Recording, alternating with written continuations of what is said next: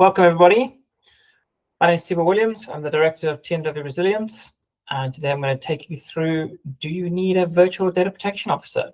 There's also some bonus content at the end, something that's coming up on the 19th of June. Very interesting views, and let's make sure we all stay for that and get started. So let's have a quick start. What we're going to cover today, we're going to look at the shifting landscape, what a DPO actually is, in-house problem, the virtual DPO, and there's that lovely bonus content, the DUAA deadline. It's coming on the 19th. Really do want to stay for that one and pay attention. And what to do next, a simple readiness checklist for you, because I don't like people to leave these webinars with just having heard my words. I like to try to give you something to actually do that actually helps benefit you. So let's jump right in. So data protection keeps getting harder. There are some people who seem to think that actually it's getting easier. Oh, it's, you don't really have to follow it so much anymore.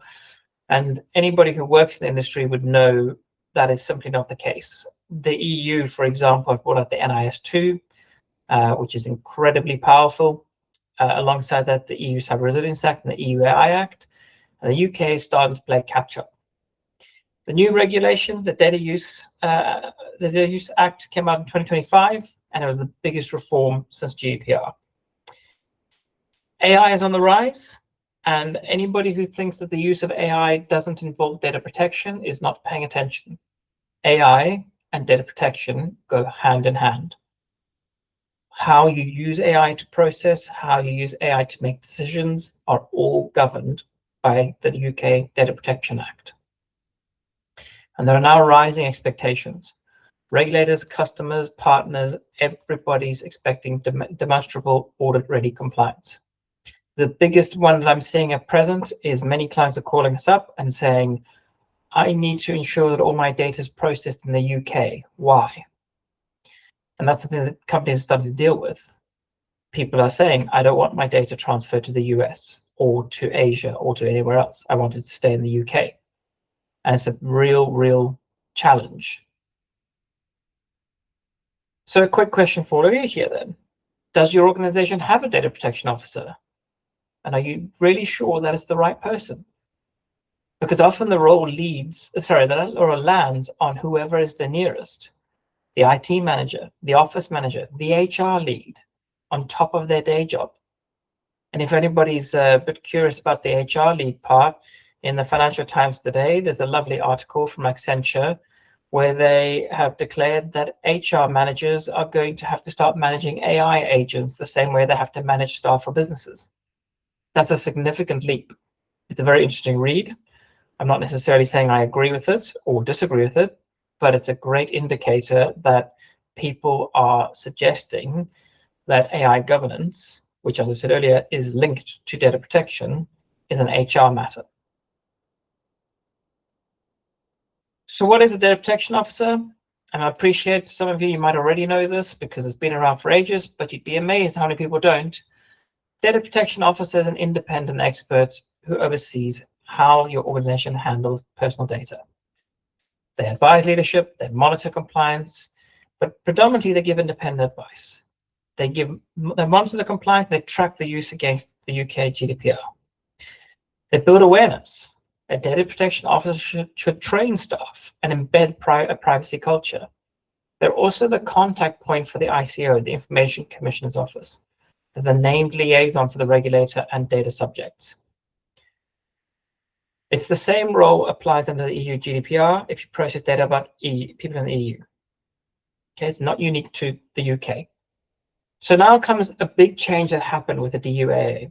When is a DPO legally required? And there's a slight trick here. You legally are required to have a DPO now if you're a public authority, you do large-scale monitoring, or you have sensitive data at scale. Now, before anybody goes, oh, fantastic, that's not us, we don't have to worry about it, we don't need a DPO. Not quite. So you don't legally require a data protection officer, but the risk hasn't gone away. You still have the risk of fines, reputational damage, and disruption, regardless of whether that role is mandatory. You still have responsibilities. The only thing that has changed is the legal requirement to have a position on your organization hierarchy that says data protection officer. You still require individuals to comply. So it's a slight sneaky change that they put in the DOA, but technically you don't need a DPO, or legally you don't need a DPO, but you still need that somebody or some part of the organization to manage your data protection risk. So the role, as we said earlier, the role often lands on the wrong shoulders. It's often on one person. The number of organizations I've spoken to where there is literally one individual. In fact, I'm aware of a company that I've advised recently. They had 2,000 staff, one DPO. I asked them, how do they manage this? How do they do DSARs? How do they training, everything else? They didn't know. It's a real problem. It's a distraction from a day job. I have clients who pick up our services because they get DPO bolted on. It's just something that's, oh, you can be the data protection officer. And people need to understand that DPO duties, when they're bolted on, that is a risk because there's a distraction from the day job. So either their day job suffers or the data protection role suffers. And ultimately, you become a single point of failure. Leave, illness, or resignation leaves you exposed overnight. So hiring in a senior DPO also has in-house costs. Costs are somewhere in the region of 60 to 90,000. Although recently I have seen an advert for 110,000, and that's where somebody was trying to add AI governance in data protection role. And that's per year in salary alone, before everything else it takes to employ someone, or your on cost, your pension, employers' NI, recruitment fees, etc., etc. That's just the start. And it's still one person, especially if you're paying that salary, it's only going to be one person. And it's hard to keep current. One individual can't track every regulation shift on their own. Depending on your industry, you may have multiple regulation points that you've got to be compliant with. So I'd like to introduce you all to the Virtual Data Protection Officer. This is where the expertise, leadership, and assurance of a qualified DPO for a fixed monthly fee without the cost or complexity of hiring. In short, you get access to a whole team of specialists as opposed to an individual. That team supports embedding privacy by design into how you operate, and that team is not an afterthought. That team is there to deliver for you. So what a virtual DPO actually does is they provide advice and guidance similar to a normal DPO, but they're a go-to expert for day-to-day questions. They review all your policies and conduct your DPIA reviews. If any of you have ever written a DPIA before, it's a time-consuming process. If any of you have ever reviewed one before, it's a time-consuming process. Having an individual do that is really challenging. Having a team of people who can run these reviews and keep your documents current and defensible is a major advantage. They develop training for staff awareness. Again, the team delivers the staff awareness, therefore the actual DPO is still free to do the GDPR advice and queries. They act as an ICO and a regulator liaison, and they offer breach support. Breach support is one of the key things that a vDPO can do. If anybody has ever gone through a data breach, they are not pleasant. Simple data breaches are straightforward and can be managed. Complex data breaches are really not pleasant. Having a team of advisors, especially independent advisors, who can remain calm throughout the process is a great bonus to you. And ultimately, they also conduct horizon scanning, and they're watching what's coming. A vDPO supports multiple different clients at once. The team supports multiple clients at once, so therefore they have views of different horizons all over. So that leads us to benefits. So they get proactive risk spotting. The problems are caught and addressed before they escalate. One of the easiest ways, and here's a bit of free advice for you to take, proactive risk spotting takes place in your project planning. If you embed a gateway process at the concept of a project is conceived, let's go run a high-level DPIA, not the complete one, not the full deep really difficult one, something high level. Let's make sure it's on a lawful basis. Let's make sure what data we're processing, when, where, how, why, right at that concept. That alone will reduce your risk in data protection terms. Add further gates. Okay, you've gone from concept, now you're into the design. Before the design is approved to actually be built, there's another gate. Was that design done with data protection in mind? Did you use data protection by design, similar to secure by design? Yes, great. Now you can go to your build. Once it's built, before it goes into production, one more check. Did all the things we designed for data protection get put in place? Yes. Or if something did not, why not? And there might be a justifiable reason for that, but validate that. Take those steps that reduces your risk. What that also does is give you a defensible position so that when the ICO comes knocking, because when you have a data breach, not if, when you have a data breach and the ICO comes knocking, you have a defensible position saying, we took all the steps we possibly could, we did this, something went wrong. They are more likely to say, okay, we understand, that's it.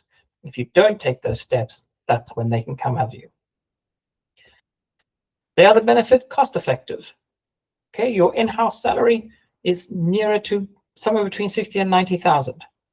The vDPO is a far, far cheaper alternative because it is fractionalized, because that team operates against multiple people, multiple clients, but because you have the access to the breadth of the team, it really, really helps reduce your costs.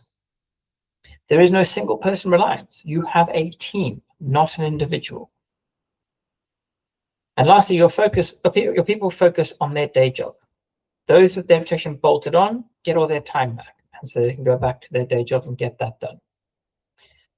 Oh, sorry, apologies, there's an extra one there. And it remains current, continual compliance as regulations keep moving. Again, if the team is looking at multiple industries all the time, they are looking at multiple regulations and they're keeping compliant.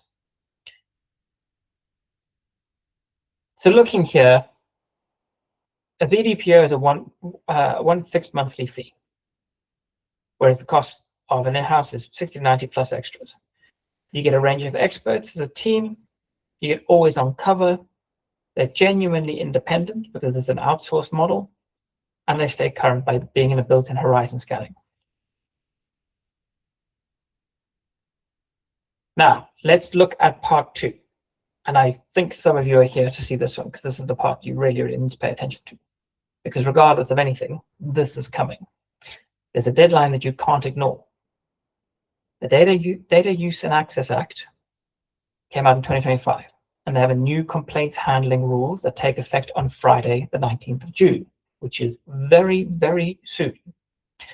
And what this is, the DUAA was the biggest reform. It received royal assent on the 19th of June 25. The main provisions went live earlier this year, but they gave us a year to change our complaints procedures. So the changes are that you or your organization become the first port of call. So currently, if you want to complain about the way somebody's processed your data or raise some sort of complaint around data protection, you go straight to the ICO. From the 19th, individuals are expected to raise it directly with you first. So with the data controller first, before going to the regulator. Now that's very interesting. There are some people who say, well, that just sounds like the ICO is just shifting work onto data controllers. To an extent, yes. But in doing so, they also still exist as an escalation route. But the reform is designed to make you the front door. And every organization that processes personal data is in scope. So it applies to all controllers, no exemptions, regardless of size or sector. So this now means that you have to have an accessible channel. You have to have a methodology, a process, whatever you want to call it, that lets people complain directly. You have to acknowledge in 30 days. It's a statutory deadline. There is some nuance around that. There are some people have argued that a simple notification by email, thank you for your email, counts as acknowledgement. There is still an outstanding query with the ICO. They haven't published their view on that. My personal view is if you're going to use auto acknowledgement, you need to at least put some sort of tracking number, some sort of case ID, something like that, that makes it a bit more unique. You can't just have an auto response, thanks for your email, and say that that's your acknowledgement within 30 days. Just be wary of that one. You will also have to investigate promptly without undue delay. Now, without undue delay is a slightly ambiguous tone. How long is undue delay? Nobody knows at this point, and nobody will know until a case is brought forward or further guidance is provided by the ICO. However, in the past, the ICO has always had a measure of proportionality. If the risk of harm that's being complained about is a very high risk of harm, then your investigation needs to be proportionate to that. If it is very low, your gain, it's got to be proportionate to that. That doesn't absolve you. It's just a guide for how much effort you should be putting in. You need to communicate your outcomes. Explain how you got there. You've got to explain to people what the outcomes were, what you did, what your methods were, and what the outcome was. You need to signpost the escalation. So every time you put a response back, make sure you have a sentence that signposts them and their right to the ICO. And something you can all do today, go and update your privacy notices. If you have a privacy notice for a website or anything you're doing, you need to reflect within that privacy notice the new route to complaint. If you have been following privacy notices correctly to date, as per the law, you should have a section about what to do to complain, how to request your data, how to basically submit a data subject access request. We're talking about a very minor change in there. You can go to those sections and just update the channel so that you know, so the person knows where to send their complaint. You also need to have an audit-ready register. So every single one of these complaints needs to be logged and categorized. Please do not introduce a secondary risk to yourself. When you log a complaint, make sure that you are logging the high-level information only, especially if the complaint included further personal data. Do not log that personal data in that register. Otherwise, you start to make that register a bit of a toxic one, and you've got to put all sorts of additional controls. If you are literally logging name, email, summary of complaint, or where there was a complaint, where there was a query, where there was a DSAR, etc., you are far less likely to create a dangerous risk register. So if you miss it and you're in breach, you've got headaches. These are statutory duties. The new section inserted into the DOA, if you fail to meet them and you breach the DPA, the Data Protection Act. Now, before anybody comes to me and say, you know, the ICO is not going to sit there and watch to make sure that every single company in the world does this, you're correct. There's no big brother watching you 24/7. But if you do have a breach because of this and you've breached the act, you don't have a defensible position. These are small changes you can make to get yourself defensible and not be put in that position. So remember that we need to investigate. Sorry, they will investigate if they need to. There will be a fine and they will publish it. Those are the three things you don't want. Sure, the investigation may be harmless and come to nothing, but if you receive a fine, it's made public. So are you ready for the 19th of June? And these are the things you can do today. So please feel free to write these down, take a screenshot if you need. Don't know what it is, but let's go and do them today.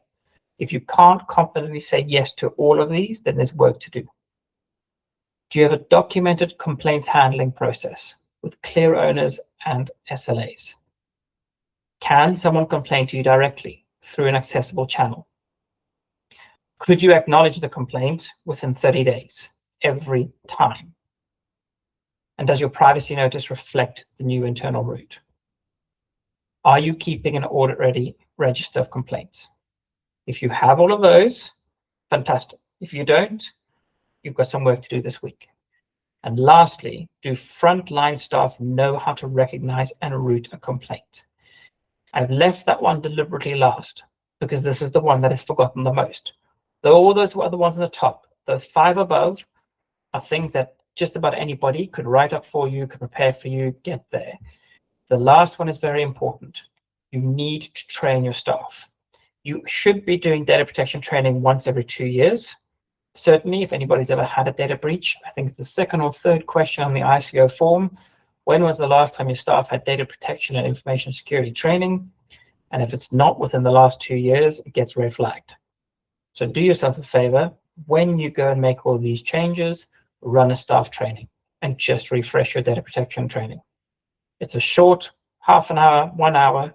There's no limits as to what you can and cannot do, but make sure that you are bringing data protection to the forefront of their minds, especially with this new process. So how does a vDPO bring this all together and keep you there? Well, a vDPO in this example would build the process for you. They'd update all the documents. They brief your people because they run regular training for you, and helps you stays on for cover. So the 3 things for you to take away today: a DPO is about risk, not just rules. So even if it's not legally required, the exposure is real, and one overstretched person is a fragile answer. A vDPO gives breadth without the cost, a whole team of specialists for a fixed fee with continuity built in. And please, one thing to take away, the 19th of June is a hard deadline for everyone. It is not going to change. It is coming. That formal complaints handling becomes mandatory this week. Please go and make those changes so you don't get caught out. Even if you're the only business in the country that does it, be that business. Don't be the one that gets caught out. So thank you very much for joining us today. I am happy to take questions if anybody's got any. I hope it's giving you a clearer picture. If you do need any readiness reviews, please give us a call. There's our phone number, our emails there. You can use the QR code. We're very, very happy to speak with you. And if anybody has any questions, feel free to ask.